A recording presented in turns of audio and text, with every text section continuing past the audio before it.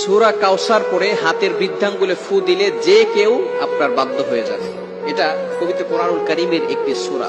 পবিত্র কোরআনুল কারীমের ভিতরে ছোট্ট একটি সূরা হচ্ছে সূরাতুল কাউসার।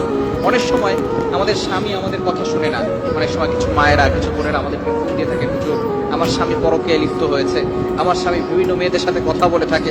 অনেক সময় প্রবাসী ভাইরা আছেন, তারা বলেন আমার স্ত্রী আমার কথা শুনে না, আমার স্ত্রী আমার টাকা নিয়ে ফুর্তি করে অন্যদের ছেলেদের সাথে কথা বলে, কিন্তু সে আমার কোনো কথা শুনে না।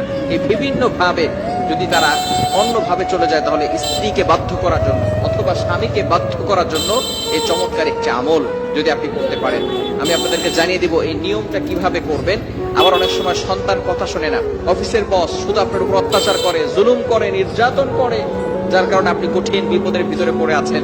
যদি আপনি এই আমলটা করতে পারেন, অবশ্যই আল্লাহ তাআলার পক্ষ থেকে সুন্দর একটা ফলাফল আসবে। 21 দিন এই আমলটা করবেন।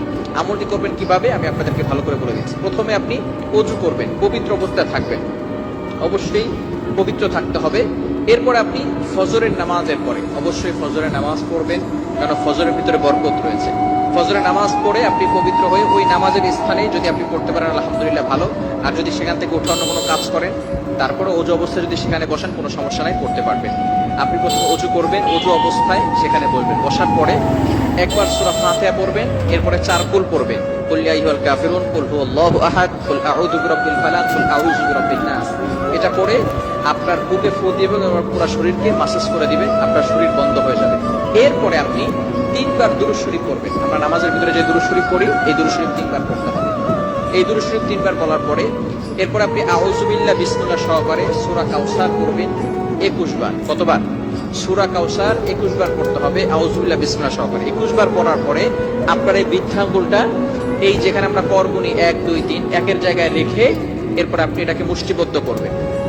এরপরে আপনি সূরা কাউসার 21 বার পড়ার পরে সেখানে ফু দিবেন। ফু দেওয়ার পরে যাকে আপনি বাধ্য করতে চাচ্ছেন হালাল ভাবে, অবশ্যই হালাল ভাবে হতে হবে, হারাম ভাবে করলে কিন্তু হবে না, অবশ্যই হালাল হতে হবে। যাকে আপনি বাধ্য করতে চাচ্ছেন তার নাম 7 বার করবেন এবং তার পিতামাতার নাম 1 বার করবেন, এবং আপনি মনে মনে চিন্তা করবেন যে আমি তাকে হালাল ভাবে বাধ্য করতে চাচ্ছি এবং কোরআনিক ভাবে তাকে বাধ্য করতে চাচ্ছি। এরপরে এভাবে অনেক সময় ধরে রেখে, কিছু সময় ধরে রেখে আপনি আবারও 3 বার দুরূদ শরীফ পড়বেন, তারপরে হাতটাকে ছেড়ে দিবেন, এরপরে আপনি আল্লাহ তাআলার কাছে দোয়া করবেন। এই আমল যদি আপনি করতে পারেন ইনশাআল্লাহ 21 দিন টানা আমল যদি করতে পারেন, অবশ্যই আল্লাহ তাআলার পক্ষ থেকে ভালো একটা ফলাফল আসবে। তবে এটা হালাল ভাবে করতে হবে, ইয়াকিনের সাথে করতে হবে। যদি কারো ইয়াকিন না থাকে, কোরআনের প্রতি যদি কারো বিশ্বাস না থাকে, তাহলে কিন্তু কঠিন মুসিবতের ভিতরে পড়ে যাবেন।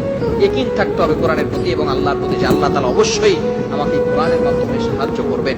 এবং হালাল পন্থা থাকতে হবে, হারাম কোনো কাজ করা যাবে না। বিশেষ করে ইয়াং পিপল যারা আছে, এটা শোনার পরে তারা একবারে খুশিতে আত্মহারা হয়ে যাবে যে আমি আমার গার্লফ্রেন্ডকে এবার বিয়ে করার জন্য অথবা গার্লফ্রেন্ডকে পটানোর জন্য আমি পুরা ভালো একটা আমল পেয়ে গেছি। খবরদার, এটা করা যাবে না। এটা যারা হালাল ভাবে, স্বামী কথা শুনে না অথবা স্ত্রী কথা শুনে না, সন্তানরা কথা শুনে না, হালাল ভাবে যদি আপনি কাউকে বাধ্য করতে চান এই আমলটা করতে পারেন। হারাম ভাবে করলে কোনো ফায়দা হবে না। আল্লাহ পাক রব্বুল আলামিন আমাদের সকলকে বুঝার তৌফিক দান করেন।